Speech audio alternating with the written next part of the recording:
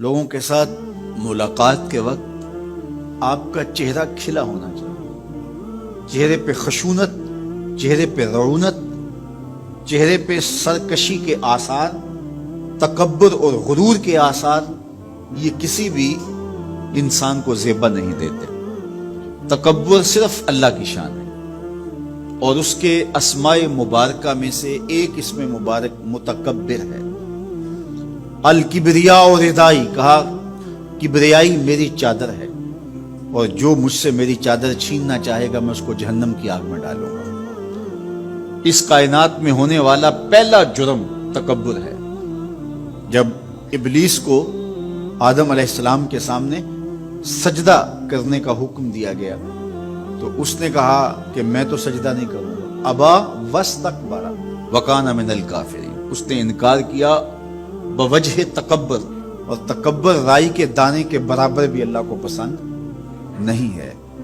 اور قیامت کے دن جب لوگ سور اسرافیل سے آغوش موت میں ہوں گے تو اللہ تعالیٰ جل شانہ لوگوں سے خطاب کرے گا، تو اس میں ایک جملہ یہ ہوگا، این المتکبرون، تکبر کرنے والے کہاں ہیں؟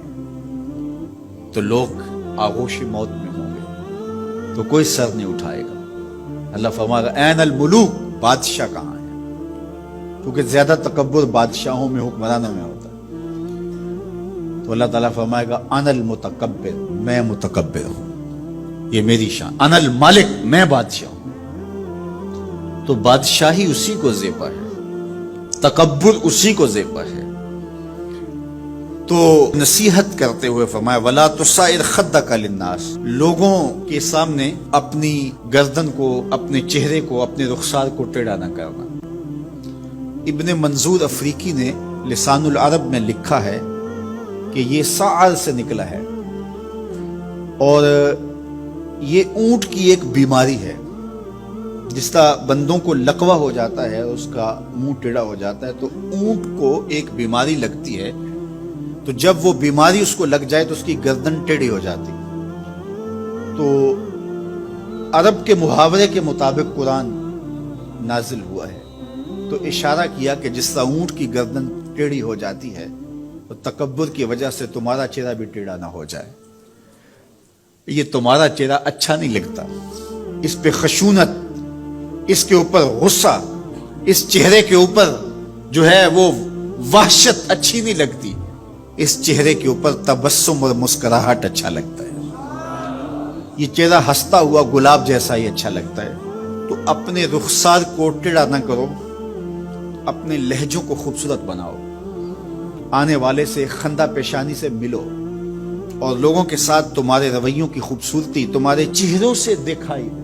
علامہ آلوسی کہتے ہیں کہ بعض کا بندہ کسی کے سامنے بچھ ہی جاتا ہے، عجز، عاجزی، انکساری، یہ انسانی وصف ہونے چاہیے، لیکن کسی کے لیے اس طرح انسان بس جھکتا ہی جائے کہ اس کی عزت نفس بھی باقی نہ رہے اور وہ احساس کمتری میں مبتلا ہو جائے، تو یہ بھی انسان کے لائق نہیں ہے۔ تو رخسار کو ٹیڑھا کرنے کا جو ہے وہ مفہوم یہ ہے کہ آپ عجز اختیار کریں، لیکن اس عجز کا یہ مفہوم نہ ہو کہ آپ کی عزت نفس مجروح ہو جائے۔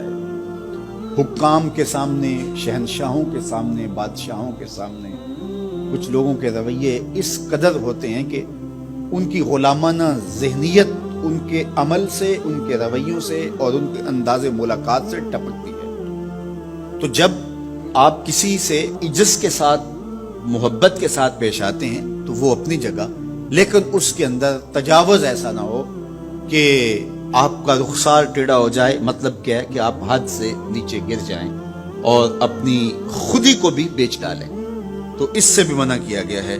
تو ان دونوں کے درمیان بیلنس رکھیں، تکبر میں بھی مبتلا نہ ہونے پائیں اور احساس کمتری میں، اور ایسا عجز جو آپ کی خودداری کو بہا کے لے جائے اس میں بھی مبتلا نہ ہونے پائیں۔ وقار کے ساتھ، ادب کے ساتھ، محبت کے ساتھ لوگوں کے ساتھ پیش آئیں۔